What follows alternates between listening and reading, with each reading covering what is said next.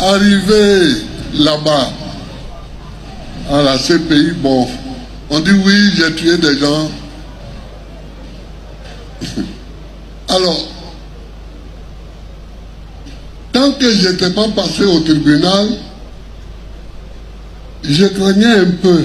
J'ai dit, ah, quand tu es chef d'État, comme tu n'es pas dans la rue, peut-être que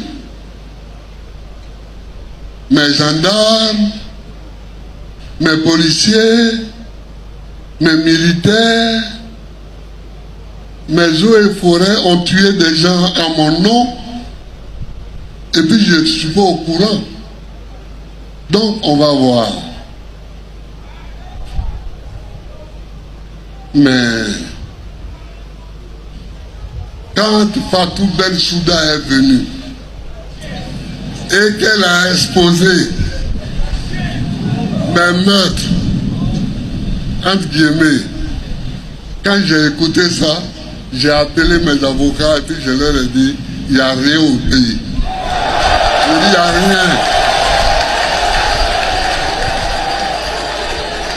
Je dis, il n'y a rien, hein? Ne vous en faites pas. Venez me trouver en prison, on va discuter, je vais vous donner les faits. Ils m'ont trouvé, je leur ai donné les faits, j'ai dit, ils ont dit donc on va gagner le procès. J'ai dit on va gagner le procès. Parce qu'elle raconte des histoires. Elle raconte des histoires sans parler des faits. Bon. Alors la seule chose qu'il pouvait faire, c'est de me garder longtemps pour que ici, on puisse finir 2 mandats. Pour que, donc, la justice même ne se réunissait pas toujours. On a commencé, on m'a arrêté en 2011. On a commencé le procès en 2016. J'étais là-bas comme ça. J'étais là-bas, il fallait perdre le temps, il fallait me garder, tout ça. J'ai dit, ça c'est pas grave. Mais on va faire le procès, on va aller jusqu'au bout.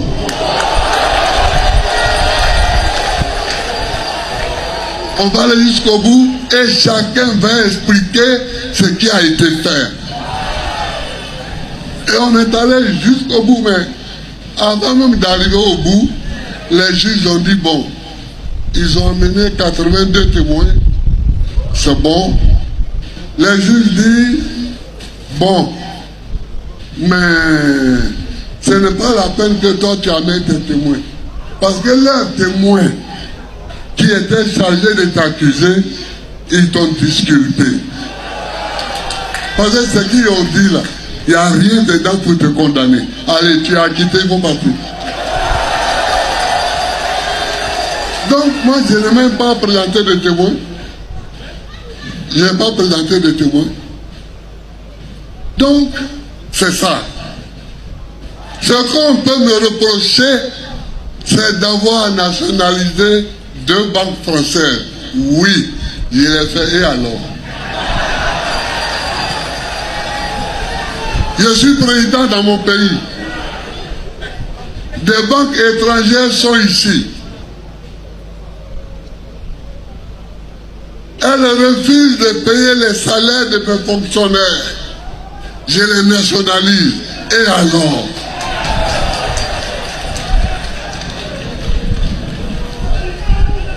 J'ai pris la décision qui s'imposait. Je ne peux pas être chef d'État et puis on va rigoler comme ça. Non, non, non. Non, non, non. S'amuser, c'est bon. Mais s'amuser, ça prend un petit temps. Parce que si tu veux t'amuser trop longtemps, c'est pas bon. Ce discours de Laurent Gbagbo n'est pas différent de celle qu'a tenue Robert Bourgi sur le plateau de France 24.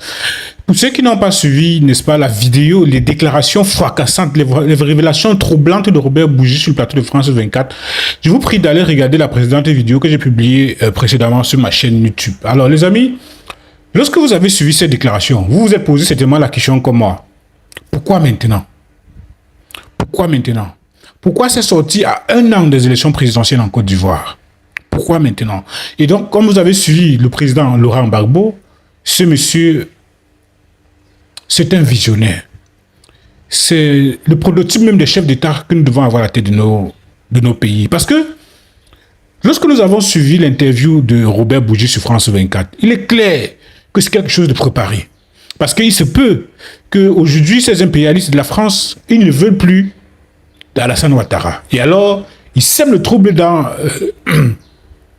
Ils sèment le trouble dans la conscience des Ivoiriens, ils sèment le trouble dans la conscience des Africains, ils sèment le trouble entre les différents partisans des deux candidats, c'est-à-dire Alassane Ouattara, même s'il ne s'est pas encore vraiment, mais vraiment prononcé de façon officielle, et Laurent Gbagbo. Alassane Ouattara, certainement, la France ne veut plus de lui, la France est en train de lui demander de partir, et certainement, c'est un stratagème de la France pour dire à Alassane Ouattara que n'oublie pas comment tu as fait pour arriver là-bas. Parce que si on te demande aujourd'hui de partir, il faut partir. Tu connais comment ton prédécesseur Laurent Gbagbo a terminé. Et alors, je pense que cette sortie de Robert Bougie n'est pas une sortie hasardeuse. C'est une sortie bien préparée, bien ficelée, parce que nous sommes à 1 an jour pour jour des élections présidentielles en Côte d'Ivoire. Et alors, la France est en train de faire tout ceci, certainement, pour préparer son candidat qui est en train d'observer quelque part comment est-ce que les gens vont réagir suite à cette sortie. À ce moment, je n'ai pas encore pu trouver les informations si le président Laurent Gbagbo a déjà répondu et réagi, n'est-ce pas, à cette sortie, parce que on se pose toujours la question à savoir qu'est-ce qui se serait passé si ce monsieur était parti à la CPI pour dire, le premier jour, pour dire que Laurent Gbagbo n'est pas responsable de tout ce qu'on est en train de lui accuser, que c'est Nicolas Sarkozy. Comme je vous le disais, les Ivoiriens doivent se constituer en partie civil pour pouvoir aller porter plainte à Nicolas Sarkozy. Parce que c'est lui qui est l'instigateur, celui qui est le responsable même du désordre en Côte d'Ivoire dans les années 2010 et 2011. C'est bien que la paix soit revenue au sein de la Côte d'Ivoire, mais pourquoi maintenant? C'est la question que nous devons nous poser. Je vous prie, s'il vous plaît, pour terminer cette vidéo, d'écouter, n'est-ce pas, Laurent Gbagbo. Écoutez très bien ce que cet homme disait. Et c'est l'homme qu'il faut à la tête de la Côte d'Ivoire. Chers Ivoiriens, soyez vigilants. Soyez attentifs. Ne vous faites pas manipuler par ces médias impérialistes qui viennent uniquement pour s'aimer le trouble dans votre esprit. Parce que c'est comme ça qu'ils avaient fait pour s'aimer le trouble en 2010, pour vous faire savoir que Laurent Gbagbo était un mauvais président. Et alors, ils vous ont manipulé, vous êtes tombé à l'intérieur. Cette fois-ci, soyez vigilants. Peuple africain, vous devez être très vigilants. Vous devez partager cette vidéo massivement pour que les panafricanistes puissent savoir, enfin, que ceux qui veulent en fait le réel changement et que la France puisse s'immiscer dans les affaires de l'Afrique, afin qu'ils puissent comprendre ce qui se passe réellement. Écoutons cette vidéo. Le premier qui a fait un film, c'était Henri Duparc. Il y a une seule chose que ça m'enseigne, il faut faire son travail. Il faut avoir foi en ce qu'on fait. Moi, j'ai une foi en l'Afrique. C'est tout. Et je fais ce qui me semble bon pour l'Afrique. C'est ça que je fais. Le reste, c'est pas important. J'ai dit souvent à mes collaborateurs que celui qui veut être riche, il ne faut pas qu'il vienne faire la politique. Si quelqu'un fait la politique et qu'il devient riche, c'est qu'il est voleur. La politique n'est pas là pour enrichir les gens.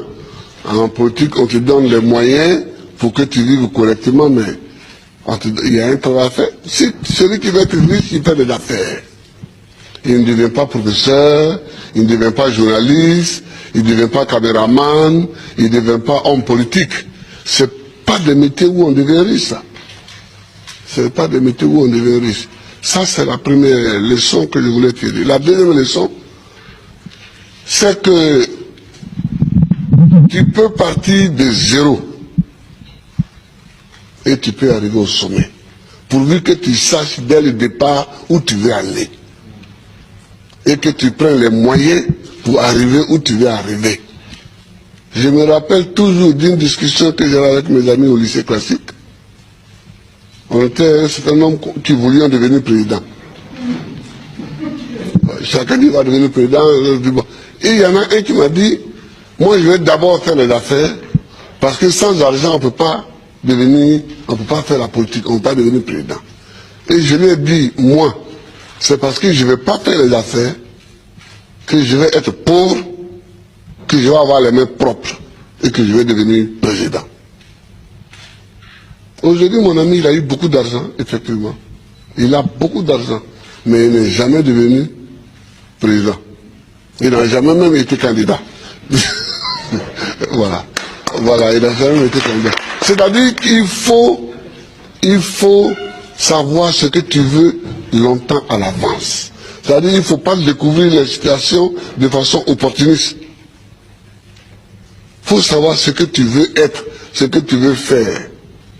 Et tu te traces ta ligne de conduite. Donc tout ce que tu fais dans la vie, moi j'ai fait histoire pour devenir président. Sinon, la bourse qu'on m'a donnée pour aller en France, c'était pour faire professeur de latin et grec. Quand j'ai commencé vraiment à militer, je me suis rendu compte qu'il me manquait l'histoire de l'Afrique pour poursuivre ma route. J'ai changé. J'ai changé.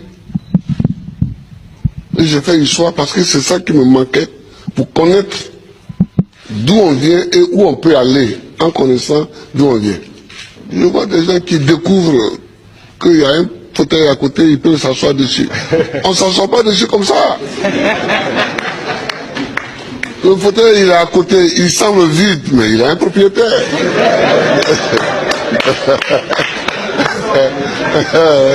Il a un propriétaire. C'est quand tu veux t'asseoir dessus que tu te rends compte qu'il a un propriétaire. Et le propriétaire, il faut savoir que le propriétaire du fauteuil présidentiel, c'est le peuple. Il faut toujours savoir ça, que c'est le peuple. Tu as beau être ce que tu es, si tu ne sais pas que c'est le peuple, et que tu ne te conduis pas en conséquence, tu ne peux pas t'asseoir dessus.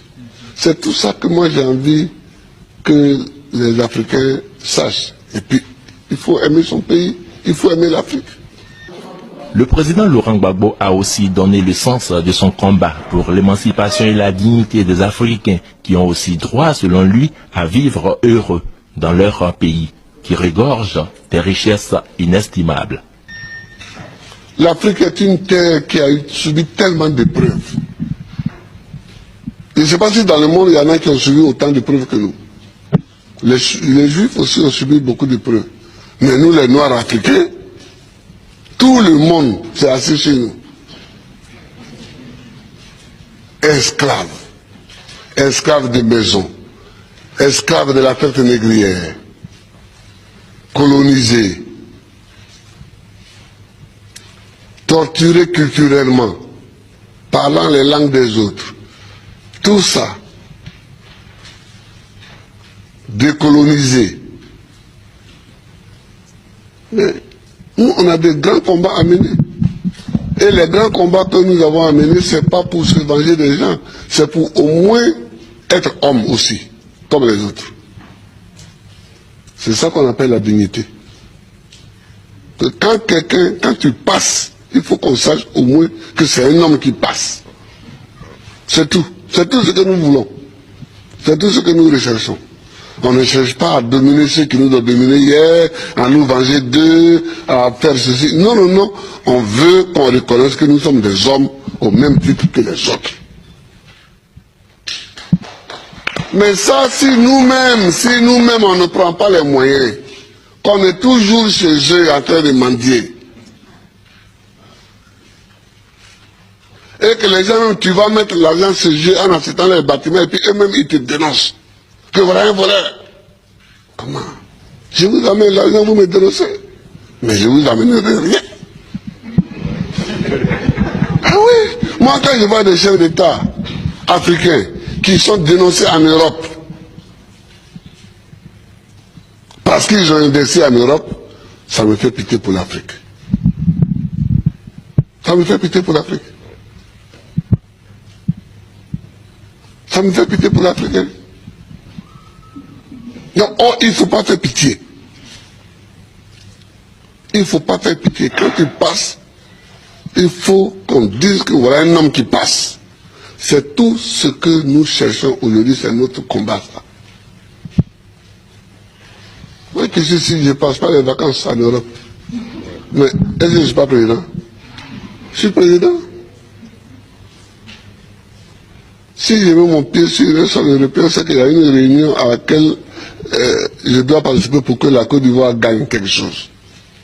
Sinon, je cherche quoi chez les autres? Je ne cherche pas quelque chose chez les autres. Si Dieu m'a mis au monde ici, c'est que dans mon environnement ici, il y a tout ce qu'il faut pour que je vive. Mon combat, c'est pour la dignité. C'est pour la dignité.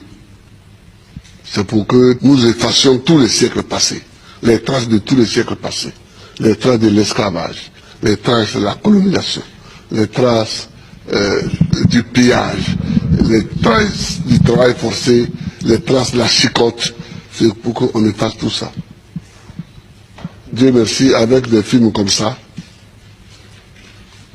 demain, les jeunes peuvent savoir le combat que nous avons mené.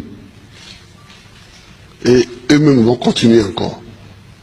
Eux-mêmes vont continuer. Je vous remercie, Amoudrama. Je vous remercie, Amichele. Et tous les amis qui sont venus, je vous remercie. Que Dieu nous bénisse. Que Dieu nous bénisse. Le producteur d'un homme, une vision, Abderrahmane Ndiaye, et la réalisatrice Anne Kélé Thibou ont remis au président de la République